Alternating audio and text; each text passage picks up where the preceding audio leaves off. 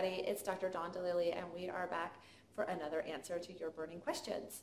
So this week I have a question from Nancy, and Nancy writes, how can a person tell the difference between a craving for something we need and a craving for something we just want?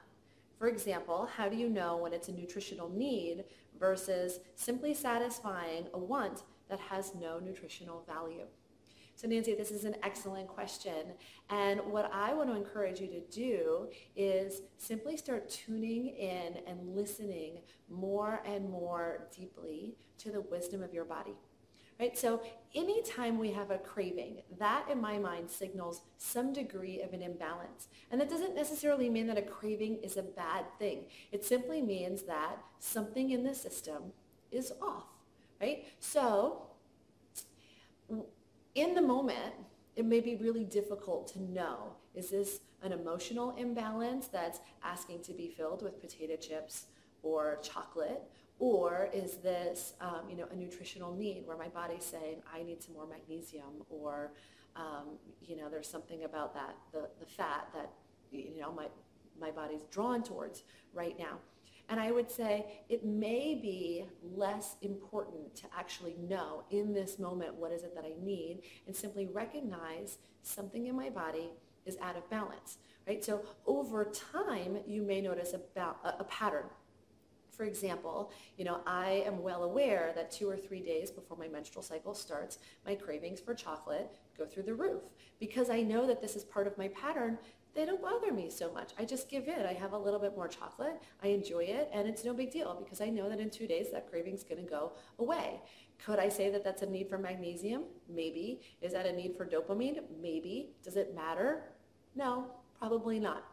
However, what does matter is the power that you give that craving, right? So if that craving becomes threatening, if it becomes disruptive to your state of inner peace or harmony, then that craving is more problematic in your life. So what I want to encourage you to do is really breathe into it and relax, right? Get into the habit of actually asking your body for an answer and then listening for the wisdom to emerge.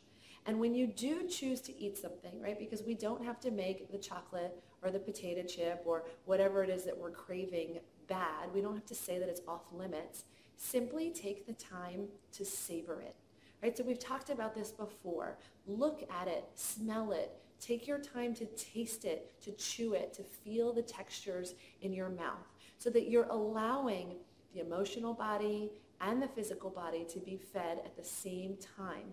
When you allow yourself to be filled completely, you're probably going to find that that craving is satisfied in just a bite or two, in which case, who cares what it was a need for, right? Like it doesn't matter what your body was asking for as long as it's satisfied in the end. What's more of a concern is if you're not paying attention, right? Like, so if you just eat and eat and eat and eat and it becomes mindless, and then at the end say, oh gosh, I didn't even need that, right? I just needed a hug, then you missed your opportunity.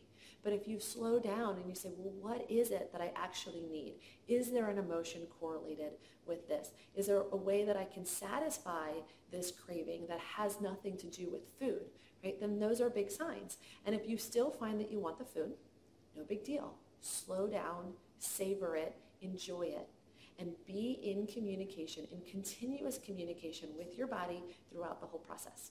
So Nancy, there's an answer to your question, and I'd love to hear back from you to know if you were able to put these action steps in motion and what came from it. For the rest of you, if you found this information useful, then please share this video. And if you have your own burning question that you'd love to have answered, then email me, dawn@dawndelilly.com, and send me your questions. Thanks.